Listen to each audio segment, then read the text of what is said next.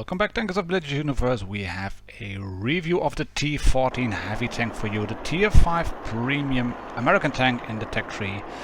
And you can see us driving here on Port Bay in a Tier 6 game.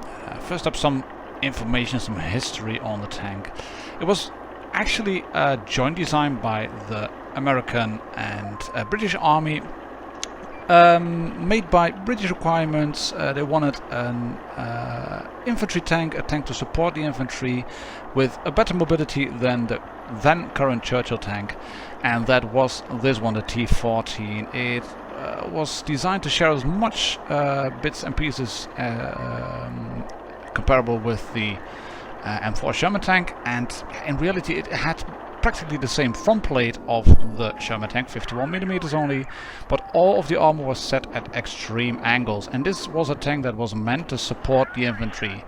Hence it had 75mm gun only. We will get to that later if we take a look at all the statistics. We will take a look at the armor profile obviously, and we will take a look at how this tank behaves in game. And you can see right from the start, as we are flanking like a boss on Port Bay, this is a fairly mobile tank, goes forward quite well in a straight line, doesn't turn too quick, that's a bit unfortunate. And you can already see that the gun is the point of interest to note. It has a nice 160 average alpha damage, but it doesn't load too quick, and more on that later if we come up into the statistics. That said, this is a premium heavy tank, so you can use it as a bit of a crew trainer. It doesn't make really spectacular credits. I will show you those later in the endgame results. And yeah, that's because of the gun. 75mm gun, 160 alpha damage as said, but it hasn't got very good penetration values. There are no problems if you are up against a light tank like I did on a T37. If you are looking at the back of a Tier 6 German heavy, the VK3601H, you will be able to bounce shots off your front plate as well. If you angle it correctly, there we go. He misses, we can shoot one into his back again, and we are lucky because we double tap him over here, or do we get a high roll? I don't know, but we do get the kill. Thank you very much. So that makes it 4 tanks down for the Reds, 3 of our team. And now I will be charging in on the 3 remaining Tier 6 heavies, a double ARL platoon, and take a look on the left. This shot bounces on its tracks, but take a look at this in front of a Churchill, and even with a PCR, that's a lot of red. It's a lot of red. It's not very easy to go through the front of a Churchill, even with a PCR. I will show you the numbers in detail if we take a look at tank compare, obviously. But if you want to look on, that's the main problem of the tank, the gun. It lacks penetration values. It has a very, very slow aim time, so it will troll you numerous times if you're not careful in aiming. But yeah, if you want to look on, please do. We have a full bells and whistles review coming up. If you don't want to look on, this is a useful heavy tank, a useful premium tank, not very good for credit earning, does make about 40k per game, but you will have to use a bit of APCR if you want to tackle Tier 6 heavies reliably, unless you have you go for aiming for weak spots all the time. But that's what this tank can do. You can see 42k credits, nothing fancy there. If you fancy looking on, finishing till the end of this review, please hang in there, because we have some good games coming up showing you what the tank can do or what the tank can't do. But if you want a short version, good heavy tank, nothing spectacular, good credit earning, nothing spectacular, typically American in that regard. Here it is in my garage. As you can see, 100% crew. Obviously I run the repair pack, multi-purpose restoration pack, and adrenaline to up the rate of fire a bit. Provisions, I have been using double fuels, but for the last few games I went for double cola, can of cola, and the big bucket over there. And ammunition wise, I decided to go for 35 APCR because I run a premium account. Obviously I will never fire 45 AP, and yeah, the APCR has been cut down obviously in damage. Only the first line added at the moment. A rammer, optics up there, and the enhanced protection. Gun laying drive would be the next one, maybe supercharged, but I think I would go for gun laying drive to help you in that aim time. I would go for the hit points. On the next one I would probably go for the improved control, helping on the turret reverse. Again, stabilizers, helping the aim time, that would really be good. Enhanced strength if it would go all the way, and high-end consumables to help you in the with the adrenaline to up the rate of fire even more. Alright, next. So, statistics, numbers, data all together here. Tier 14 compared to Churchill 3 and the Excelsior, the other Tier 5 heavy premium tanks. And against its stablemate from the USA Tech 3, the Tier 1 heavy, the BDR, on account of it having 225 alpha damage, and the VK31H on account of that one having the best penetration values of Tier 5 heavy tanks. And if you look at the business end of the tank, the gun, that is lacking. 75mm gun M3, the stock gun of the Sherman, and yeah, 106 penetration, the worst in class except for the Excelsior. But at least on the Excelsior you can switch to an APCR round, which gives you a bit more oomph and a bang for the buck. And this one just doesn't 127. Just look at it. I haven't clicked the APCR yet on the Churchill 3, but you have less, only 3, but you have less penetration value on your stock rounds, on your AP rounds, than the Churchill 3 has on its AP. Sorry, on your APCR rounds, and Churchill has on AP. And if you click APCR on the Churchill, the difference is even bigger.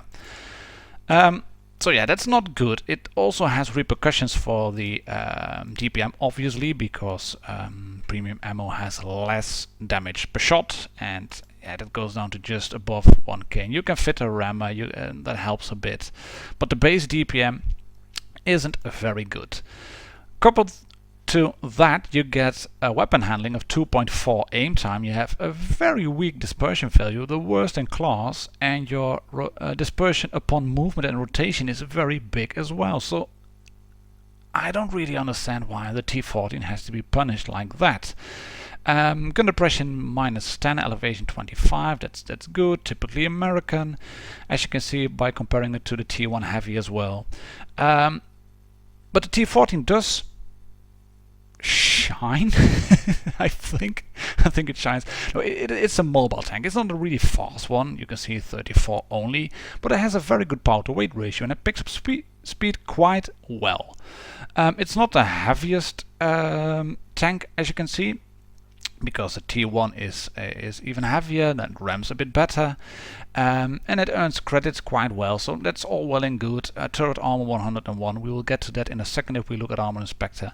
But looking from the statistics, yeah, this is a Tier 5 bully, because you have a Tier 4 gun, but it's lacking in Tier 6 games, and I will show you just that in a few of the replays that are coming up. But first, let's take a look at how this 51, 51, 51 and 101, 101, 101 look up in Armor Inspector. And what I've done here now is get a T14 in an encounter mode. We are being shot at by a Panzer 4D. And why am I selecting the Panzer 4D? Well, because that is basically the type of tank. This tank was designed to fight. It was designed, as said, in 1943 as an assault tank, and that gun, the 75mm, was the best gun they could fit to this tank, because it was designed to attack fortifications, strongholds, machine gun nests, etc. It had to have good, decent to good armor penetration values, but mostly it had to be a weapon that was good against soft targets, trucks, half-tracks, infantry, etc. So it had to have a good high explosive round, and the 76mm gun just hadn't. The 75mm gun M3 was arguably the best multi-purpose gun in World War II at that moment, and that's talking 1942, 1943. So yeah, if you are up against a Panzer IV-D, no problems whatsoever. If you are up against a here we go, Tier 5 Panzer IV with indeed the L43 gun, no problems whatsoever. Even the L48 gun, yeah, not much of a problem. If you angle it well, if you use the sloping of the armor, which was indeed needed to get the most out of it. But you can see it holds up very effectively if you just keep driving it around and wiggling, and then you will bounce a few shots on the turret, left, right, dead center, wherever. Front plate is obviously a weak spot. It will go through. You have the machine gun port in there. That is a weak spot, and the cheeks are a weak spot. And but other than that, very good hull down tank. Bully the stock tier 5 tanks and the tier 4s. If, however, you come up against bigger targets, say for example a VK3601H with an 8.8 centimeter gun, or even the Waffe, yeah, you can see you have a bit of a problem, because you can go hull down, you will create more bounces using the maximum gun depression even on your front plate, as you can see here. But as long as you angle, it's good. But you're not the most mobile tank, and if you over angle, you can see it right here happening, then shots will go through. So on into some gameplay showing you what I mean, the strengths and yes, as well the weaknesses of this tank. And I'm including this Black Goldfield Tier 5 game replay on the basis of it being a top tier game, and also a game where I charge in at one moment. I wanted to see and show you what happens if you just bully this tank forward, just charge in head on, full gung-ho, all guns blazing, Rambo YOLO mode style. What happens, because you have 750 hit points, but that is not a spectacular amount.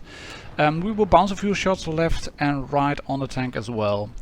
And you can see how you can play it as a bully, as a top tier bully, but you are not impervious. These little buggers, leopards, they can really hurt you. I have no idea where I bounced that shot from. It wasn't from the Panzer IV, I think it was from either the Stuk and I'm bouncing another shot, or the KV1, I'm not quite sure. But you can see I'm hiding myself behind this big rock formation, trying to angle the tank as much as possible.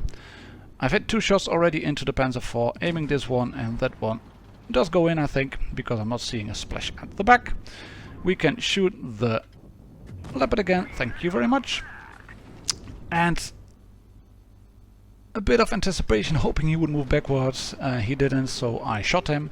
And here you can see also the troll gun at work. This one, no idea where that went, straight over its engine deck, full open bloom. Well, this one again an open bloom. This one does go in.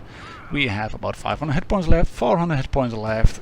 We can just roll in, bounce shots from the leopard, get a shot in from the right. 228, 106 left, 96, and now we're on 30. You can see leopards, leopards, Luxus with the stock gun. They will bounce a lot if you angle the tank correctly. But you will lose hit points very quickly against the tier 5 tanks shooting through your side. You have to keep this tank angled, you have to keep it hull down to show as less as possible of your weak spots, really, because the sides are a big weak spot. We managed to sneak in this little kill from the Badger on the Panzer IV.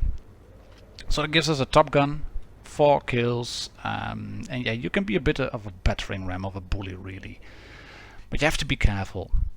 You can see it, I went straight in over there. We do get a steel wall, but that's because a lot of autoload is shooting at us as well. And thanks a lot for the team, especially the SU-85 rolling in, completing the flank that put the Reds into a corner. And yeah, you can be this aggressive if you are a top tier tank. But if you are in a tier 6 battle, you have a bit of a problem, as is shown on this replay on Dead Rail. The team has mostly gone left. We have 2 stragglers at the back, KV1 in front of me. I'm trying to shoot the KV2 and this one bounces, unfortunately. Or it doesn't really bounce, it shoots its track only, but it doesn't have enough punch to the gun to go through the track and then shoot him as well. If you let the reticle shrink down completely, you will be able to hit weak spots, but we are already one tank down. As you can see, I can shoot this KV2 again, but he's still there on 25 health. We can shoot the KV1 over there using the maximum gun depression. But you can see the Reds are pushing hard on the left side. Team is falling down. There is still one heavy behind me. I don't know if he's AFK or not. We are losing tanks. And you can see bouncing shots on angled heavies, tier 5, tier 6. That will happen all day long. Yes, VK, I see you calling for help. And I do want to help you. I've mentioned the troll gun. This wide open shot on the T25 goes in. This shot bounces on the turret side of the KV1. Then we have a few shots which will dunk into the ground. Then a really wide open shot. This one I'm aiming, but it bounces on top of the turret. And this is a bit annoying. That's the main problem of this game. I think we shouldn't have lost this one. It's a loss, but I'm including it because it shows the gun rearing its ugly head, really. This shot, look at this one. Wide open, leopard rolling over the side. That one goes in.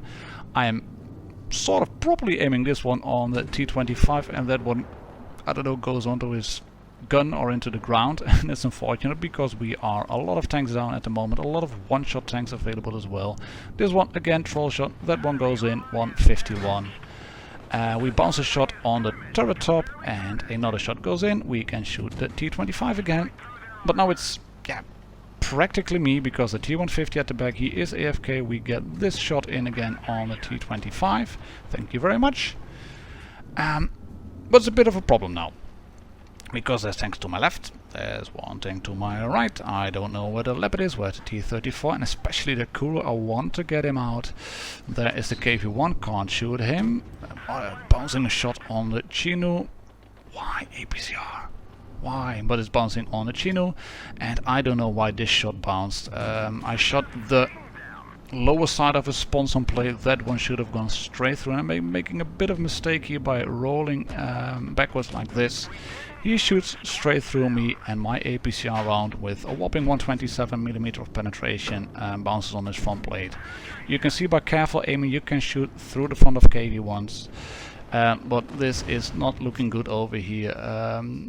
This shot misses on the Chinu. Unfortunate. Because otherwise I would have been able to kill him. Luckily the T25 is only shooting HE. But I have to kill the leopard here on the left. That means I have to expose the weak side of my turret so the Chinu hits me. And from there it goes completely downhill. This is a 1 versus 5 at the moment. He's shooting a sniper mode, not properly aiming. That's another one shot. KV1 shoots into the ground. I managed to kill the Chino here, but I'm panicking a bit. Overextending. Kuro shoots me. Bad. And that's annoying, yeah. This T150, he's going down, he's AFK. Happens all the time. There's no real need to rage. It's very annoying to have him AFK over there. And sorry Mr. VK2801, you did a very good game on our team. I think you did 2k damage. We will see it in the results in a second. But this goes to show that if you can get the tank held down with a bit of support, it can work. But it's you have to angle all the time, otherwise you will not survive. And you have to have a bit of support. It's not a real carrying tank. You have to play it carefully. That said, back into tier 5 games, hence bully mode, hence using mobility. Team didn't respond to my call going up, so I thought, oh, okay, we might as well go into the town then.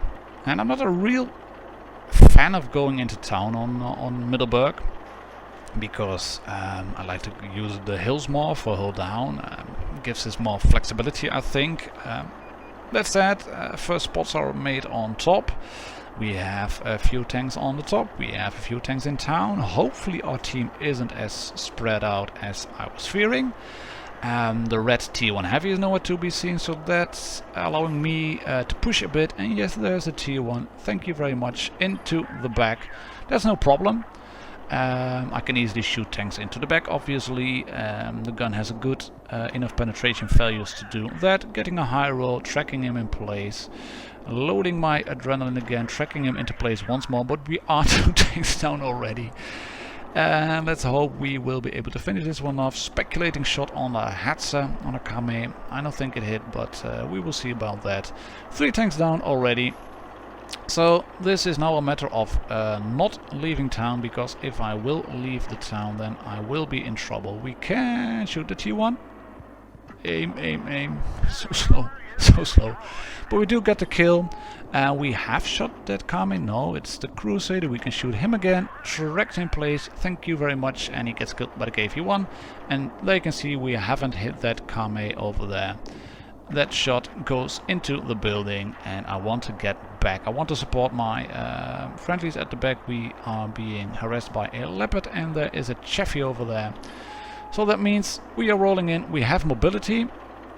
Like I said, it is a fairly heavy tank, so if you can shoot a tank and then keep rolling and keep rolling and keep rolling, you can bump into him. Especially those light tanks, reduce them into a one-shot. And this is the bully roll, which suits this T14 pretty much. And yeah, those 2 tanks, yeah, that's 2 tanks. Those 2 games, they pretty much sum up the gameplay in the tank.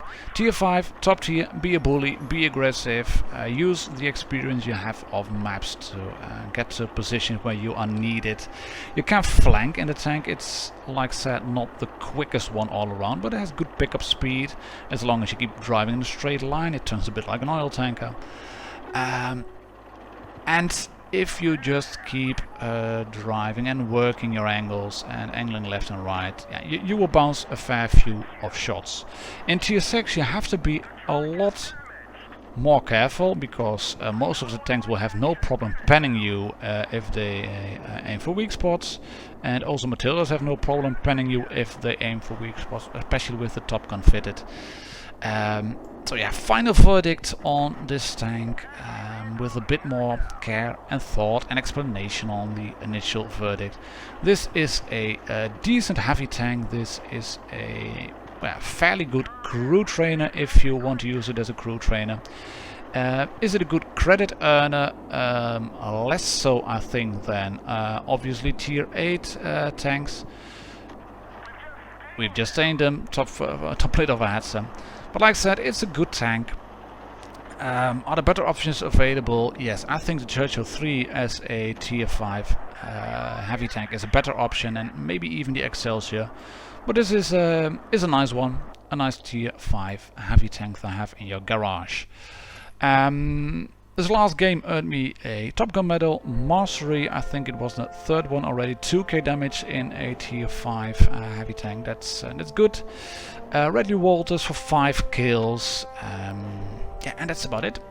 I hope you have enjoyed this review. I hope you will support the channel, support us on Patreon, support us on Facebook and Instagram, wherever, whatever, whenever. I'll catch you all on the next one, lads. Cheers and happy tanking.